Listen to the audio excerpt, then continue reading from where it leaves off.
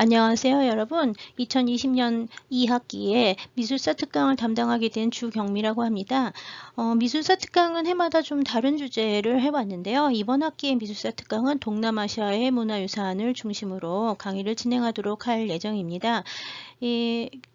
지금까지 우리 과에서 동남아시아의 문화에 대해서는 고고학이나 미술사 쪽에서 전혀 강의가 이루어진 적이 거의 없었다고 보시면 될 것 같아요. 이번 학기 특별히 이제 이 동남아시아 지역을 주제로 삼아서 한 학기 동안 강의를 하게 된 가장 큰 이유는 동남아시아 지역에 대한 그 문화적 전문가들이 지금 현재 우리나라에서 굉장히 많이 필요한 데 비해서 교육이 거의 이루어지지 않고 있고요. 동남아시아의 문화유산은 고고학이나 미술사뿐만 아니라 이 문화재 관리라든지 국제협력이라든지 그 해외 원조 이런 분야들하고도 연결이 돼서 문화재 정책 부분하고도 깊은 관련을 맺고 있습니다. 그래서 이번 시간에는 그러한 문화재 정책과 보호, 그 다음에 이제 문화유산들과 이제 그 사회 협동 또는 이제 협력을 통한 그 보존 문제 이런 것들을 포괄적으로 다루기 위해서 동남아시아 지역을 선택했다고 보시면 될 것 같습니다. 지금 보시고 있는 사진은 인도네시아의 짠디 삼비사리라고 하는 사원 유적입니다. 여기 앞에 보시면 한 명의 그 모자를 쓴 아저씨가 물을 나르고 있는데요. 이건 아침에 이 지역에 이제 그 물을 주면서 청소를 하는 그 현지인의 모습이 이제 표현이 되어 있다고 보시면 될 것 같아요. 이건 아침에 이제 찍힌 내용인데 지금 여러분들 동남아에 가보신 적이 있는지 잘 모르겠어요. 코로나 때문에 현재 우리나라에서는 외국으로 나갈 수가 없지는 않지만 굉장히 힘든 편이죠. 얼마 전까지 올 연초까지 이제 외국 여행이 가능했던 걸 생각을 하면 몇 개월 만에 코로나가 굉장히 많은 것을 바꿨다는 걸 알 수가 있는데요. 언제 또 우리가 다시 외국을 자유롭게 나갈 수 있게 될진 잘 모르겠지만 올 연초에 이제 코로나로 문이 닫히기 전까지 사실 국내에서 가장 폭증하고 있었던 관광지가 바로 동남아에 있는 여러 지역들이었습니다. 이 동남아에 대한 그 인식은 우리나라에서 여러 가지 그렇게 어떻게 보면 좋은지 어떻게 보면 나쁜지 아마 나이나 아니면은 이제 성별에 따라서 동남아에 대한 인식이 좀 여러 가지로 다를 수 있다고 생각이 됩니다. 베트남 전쟁을 참가하셨던 할아버지들 같은 경우에 월남 파병 군인들이죠. 그 할아버지들 같으신 경우에는 동남아 특히 이제 베트남 지역을 중심으로 해서 이렇게 좀 그 한인 부대들이 많은 활약을 하기도 했었고 또 여러 가지 오명을 낳기도 했었기 때문에 그 파병군인이 가서 봤었던 동남아하고 지금 이제 현대에 2020년대에 우리가 가서 보는 동남아하고는 굉장히 많은 차이가 있어요. 이 외부에서 바라보는 지금 이제 이 사진 이제 제가 찍은 건데 좀 오래전에 그 외부인이 이제 바라보는 그 관광지라고 하는 거하고 현지인이 생활을 하면서 여기를 가꾸어 가면서 하는 그 대상으로 삼는 그 건축물이라든지 신전이라든지 또는 여러 가지 사원들 같은 경우에 이렇게 안에 있는 아니면 여기서 일상생활을 하는 현지인들하고 외부에서 우리가 바라보면서 보는 이 외부자의 입장에서 바라보는 거하고는 상당히 큰 차이가 있을 수 있어요. 보통 이제 지금 이번 학기에 이제 동남아시아의 문화유산이라는 걸 한다 그랬는데 이 문화유산이라고 하는 거를 이야기를 할 때 제일 문제가 되는 게 문화는 무엇인가 라는 말을 하게 되죠. 컬처라고 하는 이 문화, 지금 보시고 있는 거는 힌두 사원이에요. 힌두교 사원인데 지금 인도네시아는 여러분 다 알다시피 이슬람을 지금 믿고 있죠. 이슬람 국가입니다. 국가의 종교는 이제 이슬람이고 대다수 서민들은 대부분 다 이제 이슬람을 많이 믿고 있는데요. 인도네시아는 수많은 섬으로 이루어진 나라인데 그 중에서 일부 사람들의 경우에는 다른 종교 를 가진 경우도 상당히 많죠. 지금 이 짠디 산비사리가 있는 지역은 족자카르타 지역이라고 하는 지역인데요. 이 족자카르타 지역에 있는 유명한 세계문화유산이 보로부두르라고 하는 그 불교 사원이 있어요. 불교 사원 근처에 지금 보시는 것처럼 이제 그 힌두교 사원이 이제 함께 같은 공간에, 그러니까 인접한 공간에 힌두교 사원과 불교 사원이 다 있고요. 같은 시기에 이런 것들이 건립이 되었었던 것으로 보입니다.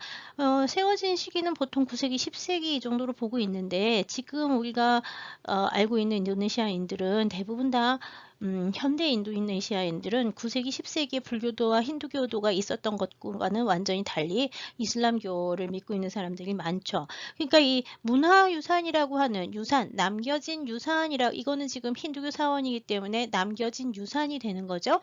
이 남은 문화적으로 남은 그 유산이긴 한데 이 유산을 어떻게 보호할 것인가, 그 다음에 어떻게 이것을 가꾸어 갈 것이냐, 이것들이 이제 지금 국가적으로 이제 인도네시아 정부에서는 이제 최근에 이제 이 문화유산들이라고 하는 각종 종교 사원들이라든지 미술품들에 대해서 이제 보호 정책을 이제서야 이제 관심을 갖기 시작했는데요. 사실은 1990년대 정도까지만 하더라도 이 지역들은 거의 다 폐허 상태에 가깝게 아무도 관리를 하지 않는 경우가 상당히 많았어요.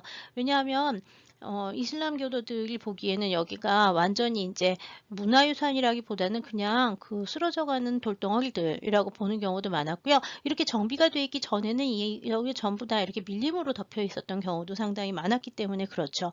이 인도네시아를 비롯해서 동남아의 밀림에 있는 수많은 문화유산들은 맨 처음에 이것들이 문화유산이고 굉장히 중요하다라고 하는 문화적 가치를 갖다가 찾기 시작을 했던 거는 이 동남아인들 스스로, 인도네시아 사람들 스스로가 한 게 아니에요. 누가 했냐 하면 여기를 이제 왔었던 서양 사람들, 특히 이제 그 이쪽 지역의 그 식민지를 경험하기 위해서 왔었던 17세기부터, 인도네시아 같은 경우에 16세기, 17세기 정도부터 그 네덜란드 사람들과 영국 사람들이 이제 들어오게 되는데 17세기에서 18세기 정도에 이 지역을 방문한 이 서양인들이 밀림 속에 있는 이 문화유산들을 갖다가 굉장히 가치가 있는 아름다운 것들이라고 이제 보기도 하고, 그 다음에 이제 미적 대상으로 이제 바라보기 시작을 하면서 여기들을 갖다 정비하거나 여기 이제 사원에 붙어 있는 조각들을 갖다 띄어서 반출해서 영국이나 뭐 네덜란드나 이렇게 외국으로 반출하는 경우도 되게 많았고요. 이 문화재 반출은 사실 지금도 끊임없이 일어나고 있습니다. 그래서 이 바깥에서 이 공간을 바라보는, 옛날의 문화유산을 바라보는 이 외부자의 시각과 그 다음에 이제 살면서 여기 매일매일 이제 여기를 정비를 해야 돼. 이 사람들이 이제 직업적으로 매일 정비하는 사람이 되겠지만 정비하면서 이 땅에서 살아가고 있는 이 현지인들, 로컬이라고 하는 현지인들 의 관점은 좀 여러 가지 차이가 있을 수 있어요. 특히 이슬람교를 믿는 그 현지인들이 바라보는 그 고대의 문화유산들에 대해서는 이것 이제 널리 이슬람교하고 상관없이 옛 유적과 역사를 갖다가 알려주는 유산이기 때문에 보호해야 한다는 거를 인식시키기 위해서 여러 가지 많은 교육들을 해왔고요. 사실 이런 문화유산에 대한 보존과 교육은 그 국제기구인 유네스코를 중심으로 해서 많이 이루어져 왔습니다. 예, 관광객이 가서 보는 것과 그 다음에 이제 이 문화유산을 보존한다고 하는 유네스코 같은 국제기구에서 바라보는 시각, 그 다음에 이제 현지인들이 바라보는 시각이 하나의 대상을 놓고도 굉장히 달라질 수 있다는 것을 염두에 두면서 동남아시아의 그 문화유산에 대한 강의를 시작하도록 하겠습니다. 지금 보시는 두 장의 사진은 뭐 동남아시아에서 가장 유명한 그 관광지, 세계적인 관광지 중에 하나인 앙코르와트에서 앙코르와트 지역의 앙코르 지역에서 이제 촬영이 된 그 사진 두 장을 보고 있습니다. 앙코르와트는 이제 캄보디아에 있고요. 시엠립이라고 하는 국제공항이 있으면서 앙코르와트라고 하는 것 자체가 이제 하나의 커다란 그 도시인데, 아니 신전이죠 일단은. 그다음에 이제 앙코르 시대의 이제 신전 중에 하나가 앙코르와트고요. 이걸 다 앙코르와트라고 그러긴 하지만 사실은 앙코르 유적 안에는 뭐 앙코르와트도 있고 뭐 지금 보고 있는 그 다른 사원들, 이건 이제 앙코르와트가 아니라 앙코르 근처에 있는 조그만 다른 사원인데요. 뭐 여러 개의 사원들이 남아 있습니다. 지금 두 장의 사진은 둘 다 서양 사람들이 촬영을 해서 이제 인터넷에 나오는 사진들인데요. 여기 보시면은 승려 두 명이 옛날에 이제 그 보살상의 얼굴을 지나가는 모습이 이제 이렇게 촬영이 되어 있습니다.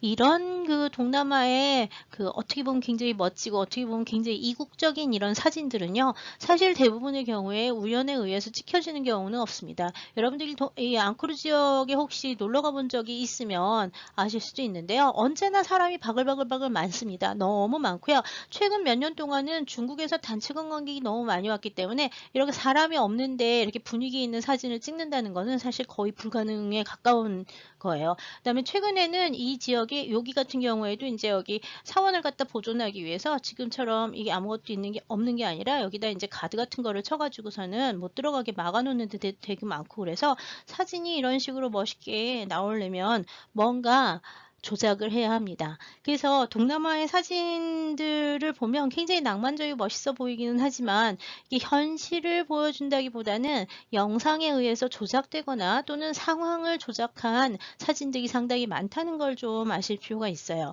이 유명한 관광지일수록 그 관광 사진으로 나오는 그 샷들은 대부분의 경우에는 설정해놓고 찍히는 사진들이 굉장히 많습니다. 이 스님들 같은 경우에는 동자승들이요, 여기 가면 이제 용돈을 받는다고 돈을 이제 달라 그러면서 사진 포즈를 잡아주기도 하고 이제 그러는 것들을 볼 수가 있는데요. 그런 현실은, 그러니까 서양인 관광객 또는 지금은 이제 한국 사람들, 이 사진 찍으러 한국 사람들도 굉장히 많이 가는데, 이런 사진 촬영을 한 걸 목적으로 이제 갔던 그 관광객들, 외국 관광객들에 의해서 현지인들의 삶이라든지 원래 종교적 의미가 이렇게 왜곡되거나 또는 그 변형되는 아주 좀 기이하게 변형이 되는 양상들을 이제 볼 수가 있는데요. 물론 이제 이 사진처럼 멋있는 풍경을 잡기는 어렵지만 유적 자체가 굉장히 훌륭하고 아름답다는 것은 확실합니다.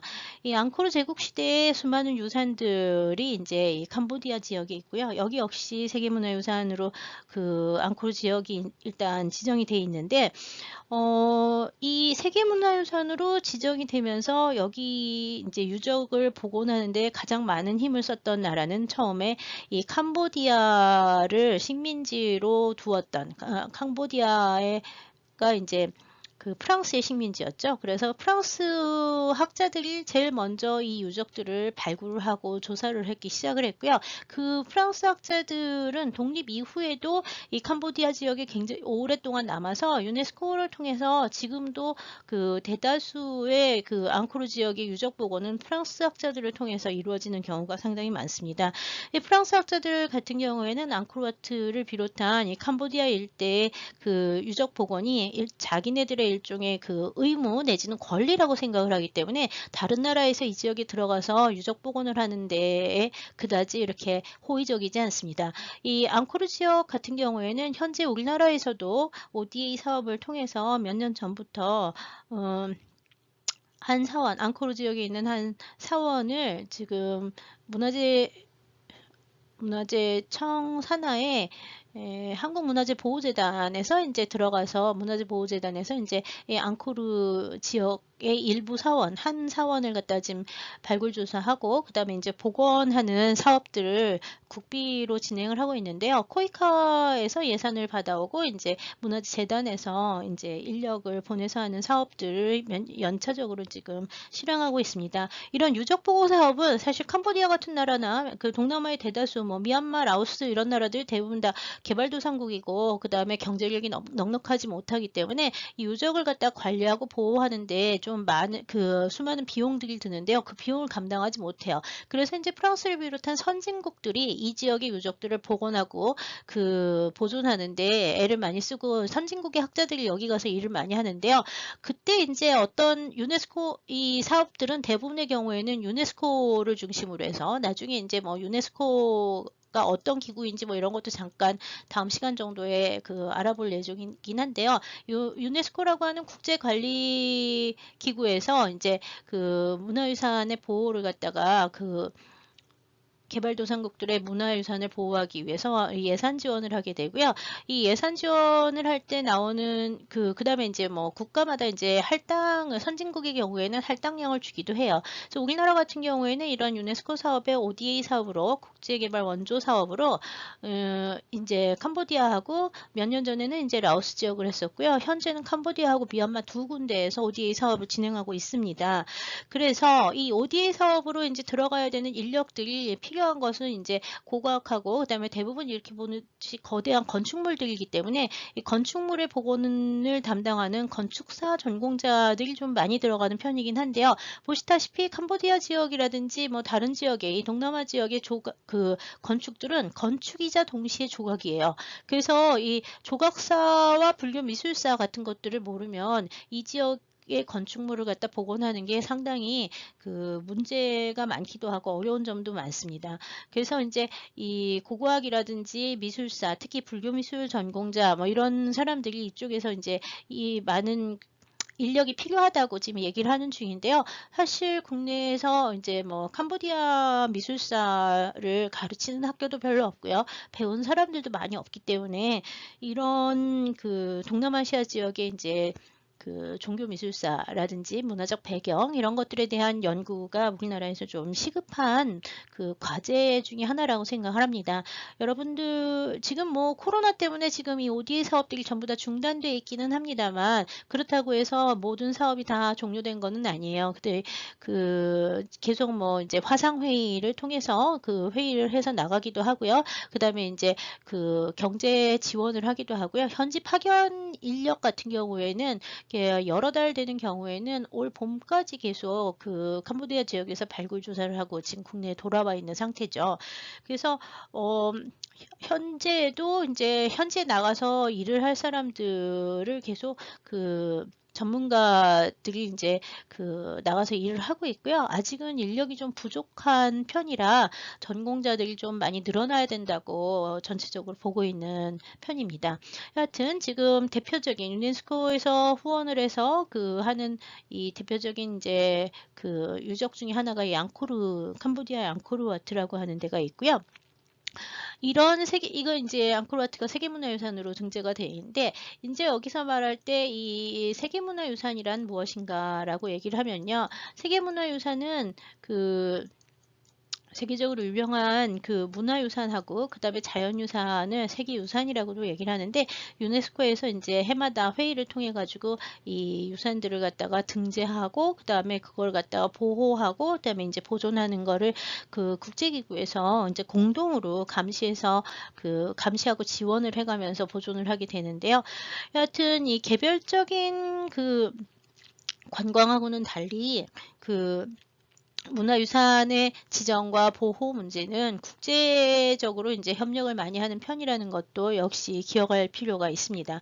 이 세계문화유산이라든지 유네스코 같은 경우에 대해서는 이런 개념들에 대해서는 다음 주에 좀 더 자세히 알아볼 예정이고요. 이번 주 수업은요, 수업이라고 하긴 좀 그렇지만 하여튼 이번 주에 강의는 3차 시로 이제 구성이 돼 있었어요. 지금 첫 번째는 동남아시아의 문화유산 또는 뭐 미술 또는 문화의 연구 현황 같은 부분에 대해서 얘기를 하고 있고요. 그 다음에 이제 2차 시에서는 아세안이라고 하는 동남아시아 현재 이제 국가연합 기구에 대해서 잠시 살펴볼 예정입니다. 그 다음에 이제 세 번째 3차 시에서는 동남아시아의 지리와 자연환경 문제에 대해서 이제 얘기를 할 건데요. 여하튼 세계문화유산이라고 하는 것들의 문제, 동남아시아적 이것과 그다음에 이제 지금 보는 것처럼 이렇게 설정된 샷을 통해서 이제 관광의 이미지로 외부인의 관광의 이미지에 만들어진 이미지가 이 동남아를 어떻게 다르게 바라보게 하는가의 문제가 항상 이 국제 사업을 진행을 할 때 제일 문제가 돼요. 그러니까 원래 이제 언제나 문화에는 원형이 있다고 생각을 하는지 잘 모르겠지만 원형이라고 하는 게 있는가, 그 다음에 이것이 변형이 되었는가, 그 다음에 또 이것이 고유성을 가지고 있는가 아니면 혼종이 되었는가, 혼종. 혼종이 되었는가? 뭐 이런 문제들이 이제 동남아를 얘기를 할 때 굉장히 많이 나오는 문제 중에 하나인데, 동남아의 경우에는 대부분의 경우에 이렇게 지금 여러분들이 이제 보통 중국이라든지 한국이라든지 일본 같은 경우에는 제국, 나라가 하나 딱 있잖아요. 국가가 하나 있고, 이 국가가 중국 같은 경우에는 한족, 그다음 우리나라 같은 경우에는 한민족 이래가지고 국가 이퀄 종족 해가지고서는 민족과 종족이라고 하는 게 거의 동일 시대는 아주 독특한 그 역사를 오래 가지고 왔기 때문에요. 이 국가 간의 경계성이라든지 종족 간의 경계성이라고 하는 것이 확실하다고 생각을 하는 사람들이 한국, 중국, 일본의 사람들이에요. 그거에 비해서 이 동남아 같은 경우에는 이렇게 하나의 이렇게 뭐 단일한 국가라고 하는 것들이 거의 없어요. 거의 없고 계속 국경이 변화하고, 제국이 있다가 날씨가 너무 더운데다가 사람들이 운영하기 힘들면 그 제국 금방 무너져요. 그래서 이 지금 동아시아적 관점에서 이 동남아시아의 원래 원형이 뭐냐라는 걸 찾으면 절대로 찾을 수가 없어요. 그래서 어떤 사람들은 동남아 문화는 문화 자체가 굉장히 혼종적이다 이런 말을 쓰기도 하는데요. 그 혼종적인 특성 자체가 동남아시아 여러 지역의 각 지역의 특징일 수도 있습니다. 조금 있다가 이제 뭐 지리나 아니면 아세안 얘기를 할 때 얘기를 하겠지만, 동남아는 질적으로도 굉장히 복잡하고 넓고 다양하고요. 민족적으로도 굉장히 다양해요. 민족, 언어도 엄청나게 많고, 한 지역 안에서도 여러 민족이 따로따로 사는 경우도 상당히 많습니다. 그래서 제국이라고 하는 시대가 그렇게 많지는 않아요. 제국의 경험이 그렇게 강하지 않고 상당히 느슨한 편이고, 경계 자체가 느슨해서 들고 나는 사람들에 대해서 훨씬 더 너그럽고 포용적인 성격을 갖는 것이 동남아 문화의 특징 중에 하나죠. 그래서 그 문화적 그 성격이 어떠냐라고 얘기를 했을 때요. 그냥 있는 그대로가, 지금 있는 그대로가 그들의 문화다라고 얘기를 하는데요. 현대 사회에서 제일 아쉬운 점 중에 하나는 이 서양의 돈 많은 관광객들 또는 한국 사람들도 돈 많이 뿌리는 사람들 중에 하나라서 잘못 돈을 뿌려서 현지인들의 삶을 어그러지게 만드는 경우가 상당히 많은데, 그 부분에 대해서도 이번 시간 내내 같이 고민을 좀 해봤으면 좋겠습니다. 지금 보시고 있는 그 유적은 미얀마의 바간이라고 하는 지역인데요. 이 바간 지역은 엄청나게 넓은 지역에 8천여 개가 넘는 엄청나게 많은 불교 사원들이 한 평원 안에, 바간 평원 안에, 바간이 평원 지역 이름이기도 하고 왕조 이름이기도 하고 뭐 그다음 평원의 이름이기도 해요. 여하튼 지금 보이는, 눈에 보이는 이 모든 지역이 다 바간이라고 하는 지역인데, 이 바간 지역에는 지금 보시는 이런 사원들이 8천여 개 이상이 있다고 알려져 있어요. 새벽이 되면 아침에 이 기구를 띄워가지고 아침 그 해 뜨는 장면을 보러 올라갈 때의 장면이에요. 그래서 이게 이제 바간의 굉장히 대표적인 관광 그 사진으로 많이 나오는 장면 중에 하나인데요. 여기는 기본적으로 공덕의 평원이라는 이명을 갖고 있듯이 불교 사원들로 이루어져 있습니다. 미얀마라고 하는 나라는 지금도 그 불교 국가예요. 국가 자체가 그 불교가 가장 유일하고 중요한 종교로 인정을 하고요. 불교의 다른 종교에 비해서 불교의 우월적 지위를 인정하는 나라이기도 해요.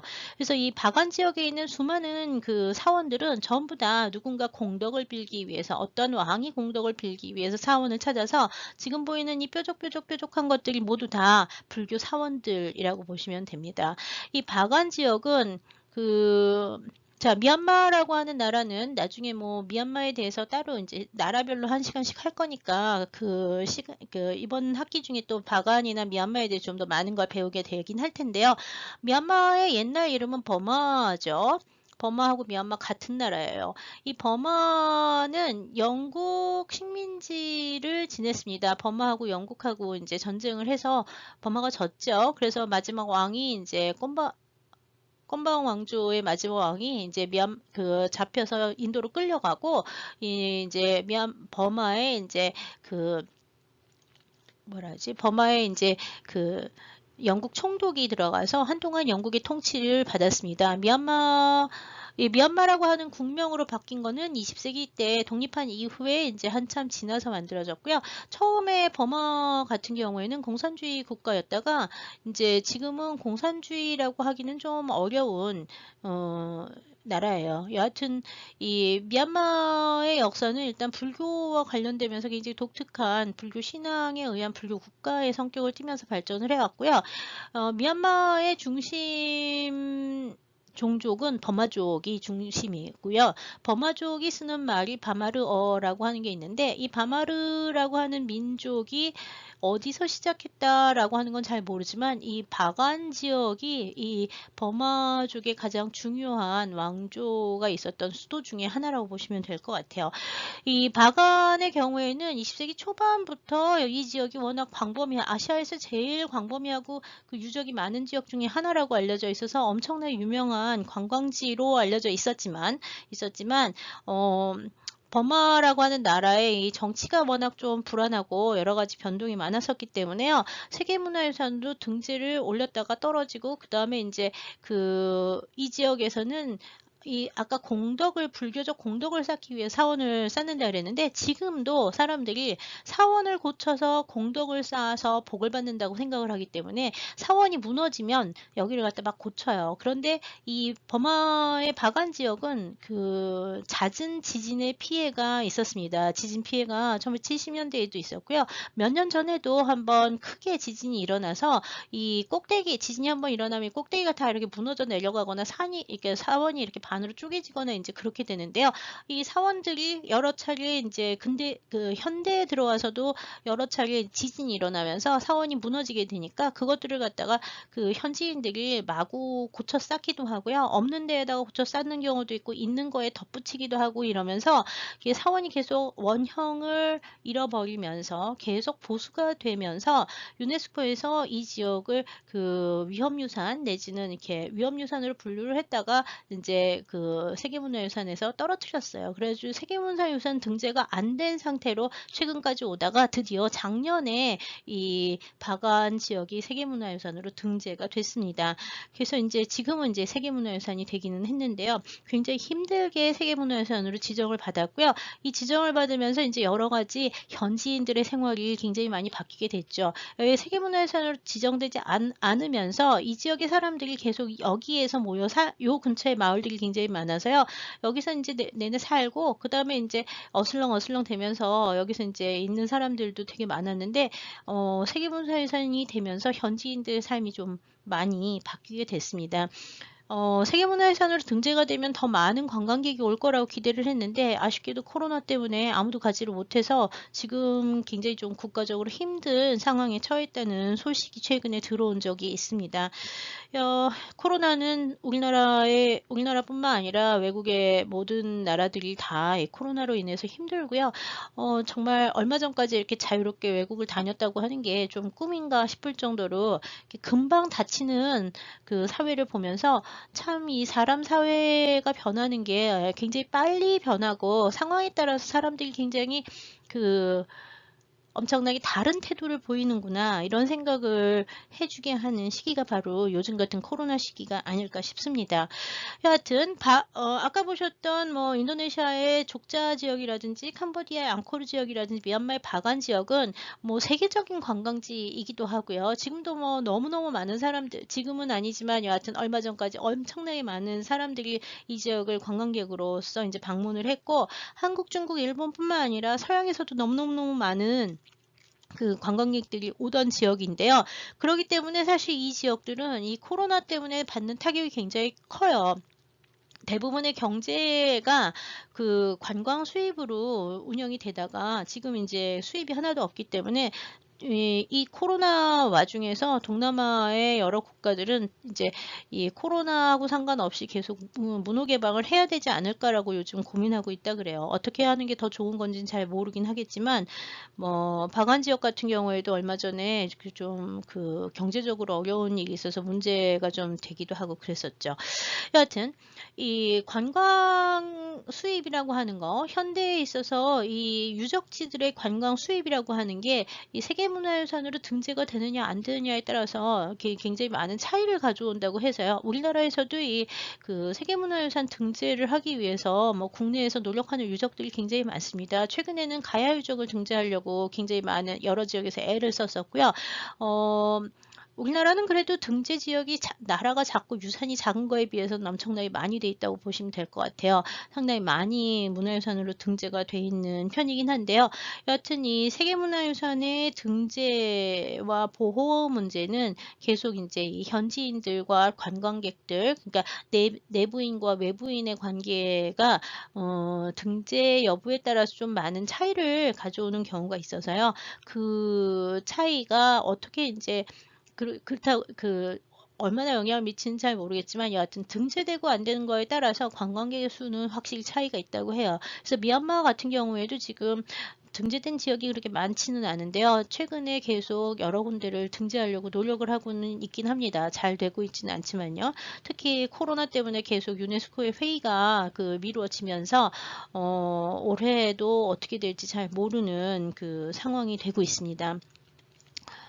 이 바간 지역이나 만달라이 지역에 미얀마 지역에 가면은 지금 보면 인형이라든지 우산이라든지 이런 관광품들을 팔죠. 그러니까 관광 상품이라고 하는 전통 토속 민속품들을 많이 파는데요. 이것들은 이제 현지의 공예기도 해요. 이것들을 만들어내는 기술이나 또는 이걸 가지고 뭐 인형극을 한다든지 뭐 이런 것들이 이제 무형유산이라고 하는 만드는 공예 기술이라든지 아니면 인형을 갖고 놀거나 음악을 하거나 뭐 이런 것들이 이제 무형유산이라는 이름으로 이제 또 역시 유네스코에서 유네스코 쪽에서 이제 관리를 하고 있고요.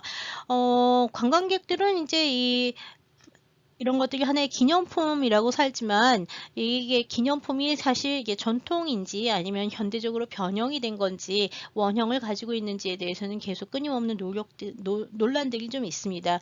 그다음에 이제 이 만들어진 물건들을 만드는 방식은 전통적인 방식이라고 사람들이 착각을 할 수는 있지만 실제로는 전통적인 방식 에다가 플러스해서 현대적인 기술도 굉장히 많이 가미가 됩니다. 특히 뭐 재료라든지 이런 것들은 현대적으로 변화된 경우가 굉장히 많고요.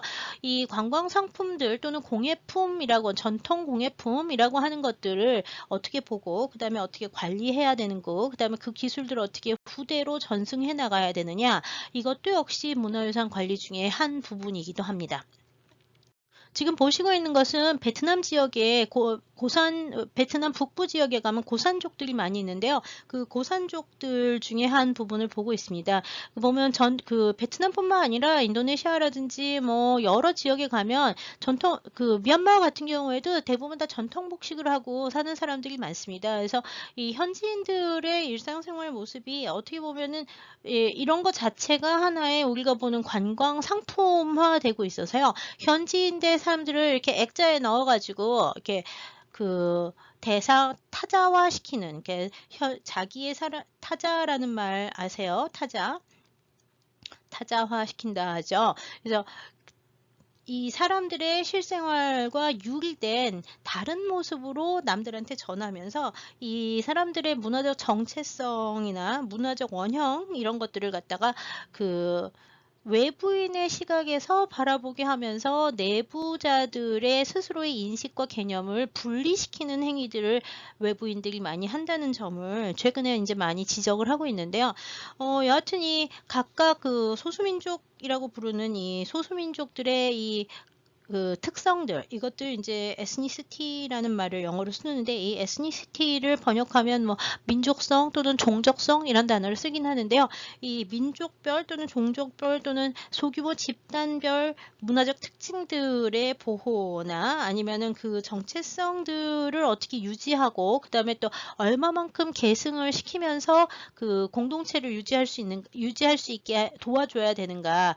이렇게 힘없는 사람, 이게 어떻게 보면 굉장히 돈도 없고, 그 다음에 이제 약자라고 볼 수 있는 사람들이 될 수도 있는데요. 이걸 한없이 약자로만 볼 수 있는가, 아니면 동등하게 이 사람들을 어떻게 이제 대우를 하면서 스스로 자립할 수 있는 길을 열어주기 위해서는 어떤 일들이 필요한가, 뭐 이런 문화 교육 분야도 대부분 다 이 유네스코 쪽에서 많이 하고 있습니다. 이 문화적 정체성이라는 단어를 문화 연구하는 사람들이 많이 쓰고요. 우리나라에서도 이 문화적 정체성이라는 단어, cultural identity라는 말을 쓰는데요. 이 문화적 정체성을 어떻게 20세기 초반과 20세기 중반과 또는 지금 현재 21세기 전반에 사는 이 사람들이 이 문화적 정체성을 보존해 나가면서 살 수 있는가? 이게 현대 특히 이제 서구 문명의 영향이 이 소수민족의 그 삶에 얼마나 많은 영향을 미치면서 또는 그 파괴를 하고 있고 또는 변화를 시키고 있는가? 그것이 이제 좋은 것인가 나쁜 것인가에 대한 연구들을 사회학하는 사람들이라든지 인류학하는 사람들이 굉장히 연구를 많이 하고 있는데요. 동남아시아의 문화유산을 얘기를 할 때는 결국 이 소수민족의 문화들에 대해서도 언제나 논의를 하게 됩니다. 그래서 이 그 지역성, 그 다음에 문화적 정체성, 종족성, 그 다음에 그 문화의 혼종성, 뭐 이런 단어들, 그 다음에 이제 또 문화의 보존과 계승, 뭐 이런 문제들이 항상 동남아시아를 얘기를 할 때 많이 논란이 되고 있는데요. 물론 이제 관광을 가는 사람 입장에서는 신기하니까 처음 보니까 이런 것들이 하나의 이렇게 대상화 시키면서 돈을 내고 구경을 할 만한 어떻게 보면 동물원의 원숭이처럼 볼 수 있는 가능성이 생겨나는데요. 그게 아니라 이 사람들도 역사, 문화, 전통을 계승하면서 살아가는 그 하나의 집단이고 문화적 집단이고 그것들에 대해서 어떻게 우리가 예의를 갖출 수 있는가. 우리가 이제 돈이 좀 있다고 해가지고 가서 도와줄 때 저 사람들을 무시하는 게 아니라 우리의 입장에서 보는 것이 아니라 저 사람들의 입장에서 저 사람들의 문화를 이해하고 그거를 갖다가 저 사람들의 입장에서 그걸 계승하고 발전시킬 수 있도록 도와줘야 한다는 게 사실 동남아 문화유산 저 원조 사업에서 제일 중요한 문제가 되고 있어요. 근데 그 부분이 이제 언제나 문제가 되는 것은 그 돈을 지불하는 국가 쪽에서는 선진국 쪽에서는 그 능률과 효율성을 따지기 때문에 성과 위주로 돈을 많이 지불했으면 뭔가 성과가 나와야 된다고 생각을 해가지고 쓸데없는 거를 만들거나 또는 쓸데없는 정책들을 펴기도 하는데요. 그것들에 대해서 학자들이 계속 그런 문제점이 있다, 저런 문제점이 있다, 그게라고 하는 어떻게 보면 직언 같은 것들을 할 수 있는 입장이 우리 같은 학자들이라고 할 수 있는데요. 전문가가 필요해지는 이유는 바로 그런 중재의 역할을 해야 되는 부분이 많기 때문에라고도 생각할 수 있습니다. 여하튼 이런 이거 지금 보시고 있는 이런 장면들은 관광지에서 일어나는 어떻게 보면 관광화된 모습이긴 하지만요. 어떻게 보면 또 한편으로는 그냥 박제화된 전통으로 남아있는 것이기도 하죠. 대부분 이런 것들은 무형유산이란 이름으로 이제 계승과 보존을 위해서 노력을 하고 있긴 하지만 여러 가지 문제점이 많은 것은 사실입니다. 우리나라의 입장을 바꿔놓고 우리나라의 예를 들어보면 우리나라의 경우에도 갓을 쓴 사람들 같은 경우에 지금 찾아볼 수 있나요? 머리를 기르는 사람이 없는데 갓을 어떻게 쓰겠어요? 말이 없는데 말총을 못 구하니 갓을 어떻게 만들겠어요? 갓 만드는 갓장 같은 경우에 우리도 무형유산으로 지정이 돼 있긴 하지만 지금 이제 거의 대가 끊겨가고 있는데요. 현대인의 삶이 이제 편하다고 생각을 하면서 현대 서양의 기계 문명을 받아들이기 시작을 하는 순간 이 전통 사회의 모습들은 사실 박제화되고 고립되어 가는 경우가 굉장히 많습니다. 그래서 남아있는 전통들을 어떻게 보존을 할 것인가, 어떻게 기록할 것인가, 그 다음에 이제 현재 이 사람들의 삶에 어떤 영향을 미치면서 또는 그 미치는 영향을 이제 파악해 가면서 문화적 충격을 최소화시켜 가야 하는가에 대해서 이제 계속 논란들이 있고, 그 다음에 이제 여러 가지 노력들도 많다고 보시면 될 것 같습니다. 네, 지금까지 간단하게 동남아시아의 몇 군데 중요한 지역들, 아까 미얀마의 바간 지역, 이 지역이고요. 캄보디아의 앙코르 시엠립 지역, 이 지역이었고요. 베트남의 북부 지역은 요 일대가 되겠습니다. 그 다음에 인도네시아의 자바섬의 쪽자카르타 일대에 있는 요 일대 사원 하나를 보면서 지금 대표적인 유적들을 유적이라든지 문화유산을 보면서 여러 가지 문제점과 현황 같은 것들에 대해서 얘기를 했는데요. 현재의 동남아시아는 기본적으로 아세안이라고 부르는 10개 연합국 아세안 아세안이라 부르는 10개의 연합국이 있고요. 최근에 이제 여기에 플러스해서 동티모르라고 하는 나라가 2002년에 인도네시아로부터 독립을 했어요. 동티모르가. 동티모르. 그래서 11개의, 11개의 나라가 여기 있습니다. 그래서 오늘은 이제 간단하게 그 역사와 역사라기보다 이 문화유산에 대한 개설을 첫 1차 시에서 이제 말씀을 드렸고요. 제 2차 시, 조금 있다가 나오는 제 2차 시에서는 이 아세안의 10개국을 중심으로 해서, 동티모르 빼고 아세안의 10개국을 중심으로 해서 그 현대 동남아시아의 지리적 범위 또는 국가 범위 같은 것들을 알아보도록 하겠습니다. 1차 시 수업은 이것으로 마치도록 하겠습니다. 감사합니다.